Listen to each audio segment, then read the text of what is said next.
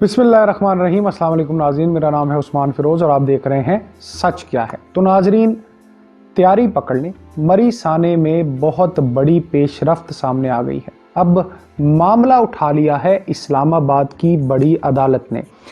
और नाज़रीन, इतने बड़े बड़े और भयानक इंकशाफात होने जा रहे हैं कि लोग सब भूल जाएंगे, क्योंकि अब मामला जो है वो है chief justice Islamabad high court Athar Minallah का, और उन्होंने 22 अफराद की हलाकत का जो जिम्मेदार ठहराया है वो ठहराया है पूरी की पूरी रियासत को।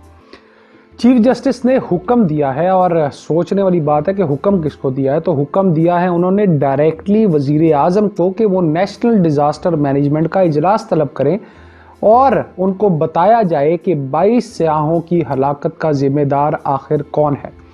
अब 8 सवालात ऐसे हैं जो सबके औसान ख़ता कर देंगे, और इन सवालात के जवाबात के मंजर आम पर आते ही नाजरीन दूध का दूध और पानी का पानी हो जाएगा, और पूरी कौम जान जाएगी कि आखिर असल कसूरवार कौन है। 8 सवालात को बताने से पहले ये बताते जाएं कि अतर मिनल्लाह का कहना था कि पूरा मुल्क यानी सोशल मीडिया, इलेक्ट्रॉनिक मीडिया, वो जो है वो मरी के लोगों को कसूरवार ठहरा रहे हैं। सोशल मीडिया पर भी ऐसी तमाम खबरें चल रही हैं। तो जस्टिस साहब का कहना था कि भाई सिर्फ इस वाक़े में इन लोगों का कसूर नहीं है, बल्कि जो कुछ भी हुआ है अगर हम उसको ज़िम्मेदारी से देखें तो वो ज़िम्मेदारी आयद होती है रियासत के सर पर। ऐसा महसूस होता है कि रियासत कहीं मौजूद ही नहीं थी, लोग मरते रहे और रियासत जो है वो लंबी तान कर सोती रही। नाज़रीन, एक और होश उड़ा देने वाली बात भी सामने आई है जिसको बड़े गौर से सुनने की ज़रूरत है कि अब तक डिज़ास्टर मैनेजमेंट का इजलास सिर्फ और सिर्फ 2 मरतबा ही बुलाया गया, और अगर किसी इदारे का इजलास सिर्फ 2 ही मरतबा बुलाया गया हो तो फिर इसकी कारकर्दगी क्या होगी। अब जो बात मैं आपको बताने जा रहा हूँ इसको सुनकर तो आप हैरान रह जाएंगे। तो नाज़रीन, टोटल गाड़ियाँ जिन्होंने बर्फ़ हटानी थी उनकी तादाद 29 थी, और जुल्म की इंतहा देखें कि उनमें से 20 गाड़ियाँ एक ही मुकाम पर खड़ी रहीं। और गफलत की इंतहा ये है कि ना ही उन 20 के ड्राइवर मौजूद थे और ना ही कोई और अमला। अब होता क्या है, तरीका कार क्या होता है, ये भी बताता चलूँ कि तमाम गाड़ियों को मुख्तलिफ मुकामात पर खड़ा किया जाता है, और जब तूफ़ान आता है और बर्फ़ जमा होती है तो साथ साथ अपने मखसूस इलाकों की सफाई की जाती है। अगर ये 29 गाड़ियाँ 29 मुकामात पर खड़ी होती तो कभी भी ऐसे हालात पैदा ना होते। अब जिन सवालात का मैं आपको कह रहा था उनका जिक्र करते चलते हैं, जिसके बाद खुलकर सामने आ जाएगा कि कौन है कसूरवार। पहला सवाल ये कि जब मेट ऑफिस ने पहले ही वार्निंग जारी कर दी थी कि बर्फ़ का तूफ़ान आने वाला है, तो फिर इंतज़ामिया और रियासत ने इस पर कोई प्लानिंग क्यों नहीं की। दूसरी बात यह कि कार्बन मोनोऑक्साइड के हवाले से सियाहों को कोई सफरी मालूमात बर वक्त फराहम क्यों ना की गई।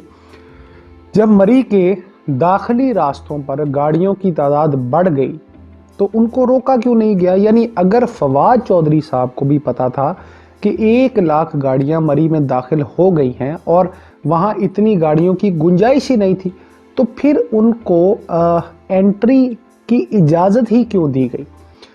और जब ऐसा ना होने पर लोग तूफ़ान में फंस गए थे, तब क्यों रियासत ने इनके लिए कोई रेस्ट हाउस या कोई और बंदोबस्त नहीं किया। नाज़रीन, ये भी कि लोगों को गाड़ियों से निकाल कर महफूज मुकामात पर पहुंचाने के लिए क्या इकदाम किए गए। रियासत जवाब ले ना ले, अब अदलिया ने जो जवाब लेने हैं उसकी जो ठान ली है उन्होंने, अब तो पूरा पिंडोरा बॉक्स खुलेगा। किस किस के होटल थे, कौन कौन मुलव्विस था, महकमों की गड़बड़ से लेकर होटल मालिकान के घोटालों तक, जिसने मरने के लिए लोगों को छोड़ा और जिंदगी के बदले उनके जेवरों का सौदा किया, सब सामने आएगा। बर्फ की ठेकों की बात भी होगी, और किसने ये ठेके किसको दिए ये हिसाब भी बराबर होने वाला है। यही नहीं, بلکہ ایک ریٹ پٹیشن ناظرین میں آپ کو بتاتا چلوں کہ لاہور ہائی کورٹ میں بھی دائر ہو چکی ہے، جس پر تمام تر حکام سے جواب بھی طلب کر لیا گیا ہے، اور اس سانے پر کون کہاں تھا اور کیوں ہر ایک لمبی تان کر سو رہا تھا، اس کا جواب بھی اب ان کو دینا پڑے گا۔ ناظرین یاد رکھیں، یہاں پہ آپ کو ایک بڑی اہم بات بتاتا چلوں کہ عطر من اللہ صاحب جو ہے، انہوں نے آپ کو ابھی پتا ہوگا کہ کس سے ٹکر لی ہے، یعنی یہ وہ انسان ہے، ان کے بارے میں یہ کہا جاتا ہے کہ یہ کسی کا بھار نہیں برداشت کرتے۔ اس لیے ناظرین اب ذرا بچنا مشکل ہے، اور عطر من اللہ صاحب کے بارے میں یہ بھی مشہور ہے کہ ان کی نظر میڈیا پر بھی پوری ہوتی ہے اور حقائق پر بھی، اور ہونی بھی چاہیے، ہونا بھی ایسا ہی چاہیے۔ جس کسی نے بھی یہ سلوک عوام کے ساتھ کیا ہے، وہ خواہ ریاست ہے یا خواہ کوئی بھی ہے، وہ کسی بھی طرح کی گنجائش یا رحم ڈیزرو نہیں کرتا۔ ناظرین ان تمام حقائق کو دیکھتے ہوئے سوچئے سمجھیے، کیونکہ پاکستان آپ سے